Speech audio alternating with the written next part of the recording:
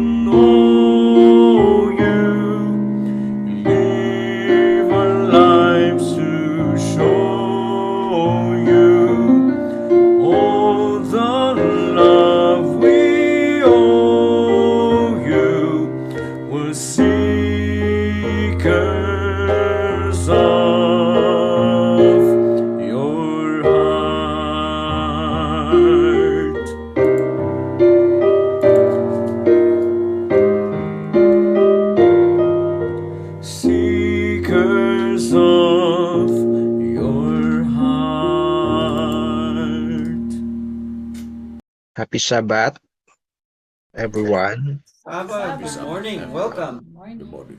Thank you po.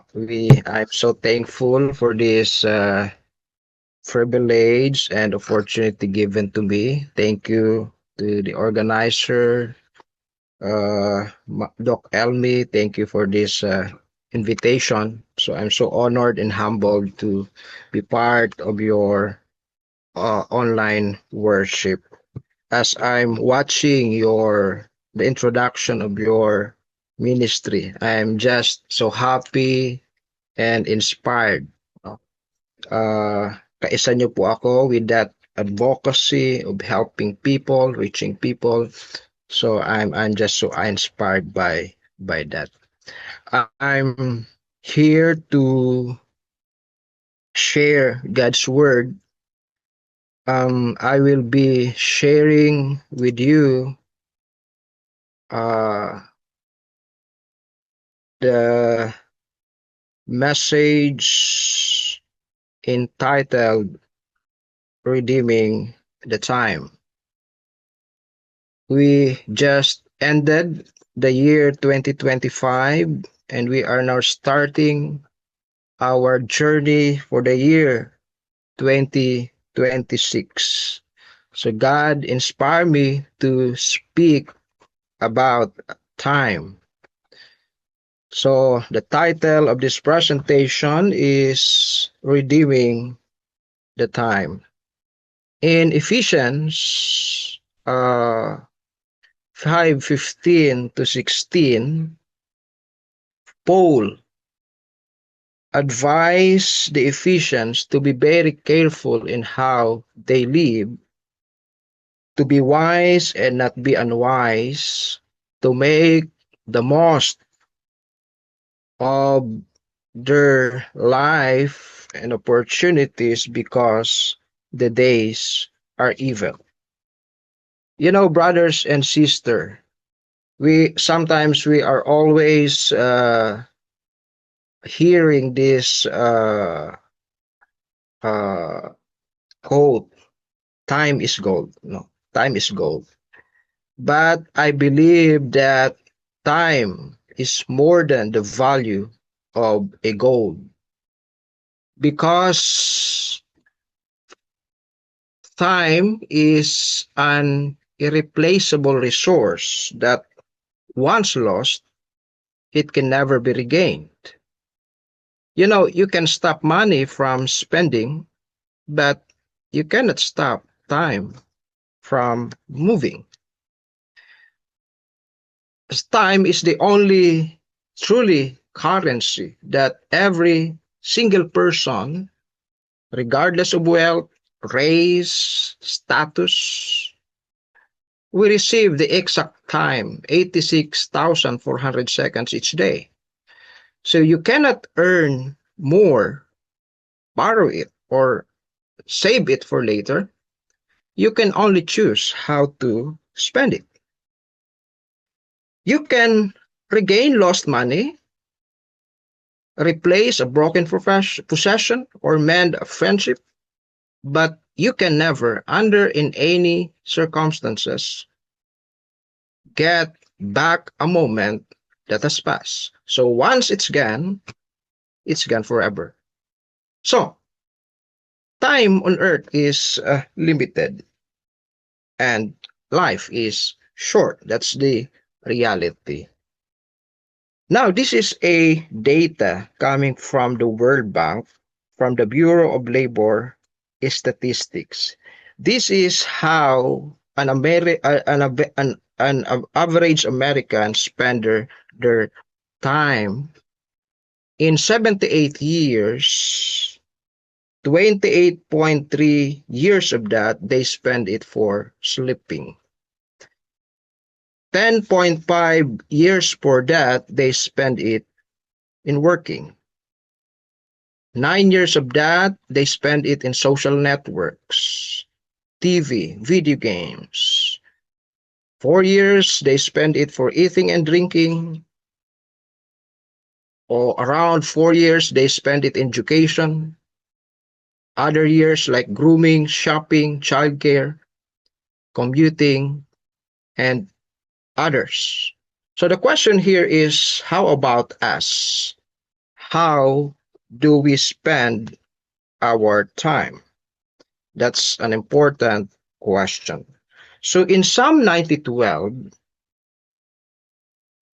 Moses have this prayer, teach us to number our days, that we may gain a heart of wisdom. Psalm 90 is a unique psalm because it was written by Moses. So thousands of years ago, before David wrote other book of Psalm 90 was already written by Moses. Moses is the man who saw generations rise and fall in the wilderness. He witnessed human strength, failure, sin, death, but Moses also experienced God's faithfulness. So from this deep experience of Moses, Moses offers a prayer that remains relevant today. And this is in Psalm 90:12. So Moses asked God, teach us to number our days that we may gain a heart of wisdom. So this verse is not about fear of death, but it is about learning how to truly live. So I want you to observe that in the verse, it begins with teach us. Moses is asking God to teach him. So this is a humble request. Moses acknowledged that wisdom does not come naturally. Because many people grow older but never grow wiser. So wisdom comes when we allow God to teach us through His Word, through life experiences, through correction and discipline. We can gain wisdom. So true wisdom begins when we admit that we need God to teach us, that we don't know everything. That's why we need God to teach us. So, this is a question of, are we teachable? Or do we rely on our own understanding? So, that's the prayer of Moses. Now, the prayer of Moses asks that, help us, Lord, teach us to number our days. So, to number our days does not mean counting how many days we have left. It means recognizing that because life is short, then we have to live meaningfully, live with purpose. So, in this verse in Psalm 90, Moses reminds us that our lives are like grass that flourishes in the morning and fades by the evening. And also reminds us that time passes quickly, whether we notice it or not. If you are going to look at these numbers, if you are reaching this age 79 years, that's approximately 948 months. That is around 4,108 weeks, around 28,000 days, 692,000 hours, and 41 million minutes. So, let us be reminded that life is a countdown. A countdown wherein, in every sunrise, we have to be thankful that God given us another day. Gumising tayo sa umaga ng buhay. So, it's time to thank God for this another day. But once the day end during sunset, it is reminding us that nagmaminus ng isa. Nagmaminus ng isang araw. So in every new year, pag enter natin ng panibagong year, we are so thankful that God given us another year. Pero pag nag-end ang year, it's a reminder na nagbabawas ng isang year yung ating age, yung ating time on earth. So, life is a countdown. So, why numbering our days leads to wisdom? Because numbering our days, we will realize that our time is limited. It is a reminder that every day it is a gift from God. No? So this awareness produces us with humility instead of pride, purpose instead of wasting it, and obedience instead of delay. Because when we forget that life is temporary, we waste time to so many unimportant things. We hold grudges too long. We delay obedience to God. So that's why in this verse, we have learned that a heart of wisdom is a heart that lives with a purpose in a life that focus on eternity. Now, let's continue. In Moses' prayer, no, Moses asked God to teach us numbers or our days that we may gain. No? So, here in this verse, Moses is asking for wisdom. So, wisdom is something that we gain. No? This is not something we accidentally receive. This is from God. So there is a big difference between knowledge and wisdom. We know that, no? When you say knowledge, this is the acquisition of information that once we read, we listen, we can acquire all of this information, we can have understanding of it, and then we can have knowledge. But wisdom, it's different. Because when you say wisdom, it's an action-oriented, it's a decision-making, it's how are you going to apply your knowledge in choosing the right things. So wisdom, this is coming from God. So God offers wisdom, but we must choose to listen, to reflect, and to obey. So numbering our days leads us to make a better choices. We can choose faith over fear. You can choose forgiveness over bitterness. And we can choose purpose over pleasures. So the question here is, are our daily decisions shaped by eternity or only by convenience? So here, if we continue with the verse, Moses asked God, teach us to number our days that we may gain a heart of wisdom. So if you observe here, Moses asked God to give him the heart of wisdom, not mind of wisdom. So why? Why not the mind of wisdom? Why is it that the word used here is the heart of wisdom? Because in the Bible, the heart means the whole inner person.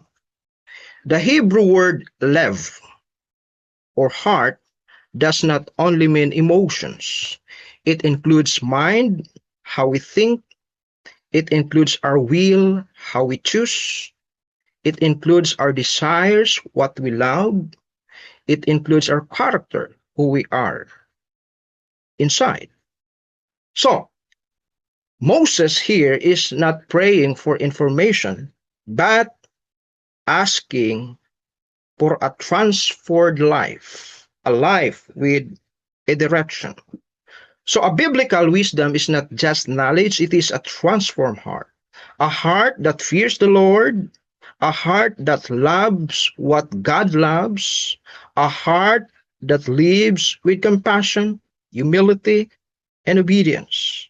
So wisdom is more than knowledge. This is biblical wisdom is not just intelligence. It's the ability to see life from God's perspective. It's about making choices that honor God. It's about living with eternity in our mind. So, a wise heart is a heart that values God above all else, using our time and talents and opportunities for the glory of God. So the question, is our heart aligned with God's priorities? So that's an important question. So brothers and sisters, because life is too short, why will you spend a lot of your time holding grudges that nurture hard feelings or dwell on the pain that others have caused you? Life is too short to let the things of time to crowd out the things of eternity. Life is too short to be shaped by the culture, values, and attitude of this world.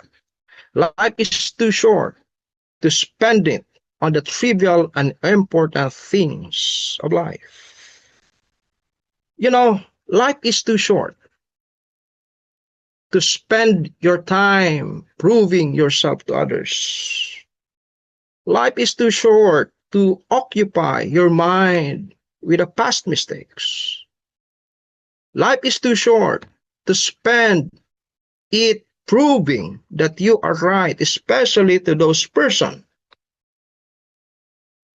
na ayaw makinig, no? Why will you spend a lot of time proving that you are right? Life is too short to spend it trying to please others. Life is too short to spend it interfering the lives of others.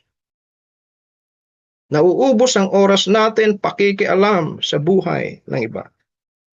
Life is too short to spend it thinking kung paano tayo makakaganti sa mga taong nanakit sa atin. Life is too short to spend it competing with others. Nauubos ang oras natin para mas patunayan na mas magaling tayo sa taong ito. Life is too short to spend it on unimportant things in life. Life is too short to spend it on the sinful habits that does not glorify God. Life is too short to be trifled away. According to the Christ object lesson, we have but a few days of probation in which to prepare for eternity. We have no time to waste, no time to devote to selfish pleasure. So because life is short, let us choose to love rather than hate. Because life is short, let us choose understanding rather than proving, spending your time that you are right. Because life is short, choose forgiveness over revenge. Because life is short, let's choose peace of mind over resentment. Ito ang pinaka masarap, yung meron tayong peace of mind. Choose to establish relationship over competition. Let us choose to serve rather than criticize. Ang dami nating time na inuubos, criticizing the church, the people, but hindi na lang natin to i-spend in serving people, in serving the church, in serving God. Let us choose eternity over temporary things, and let us choose heaven over earthly things.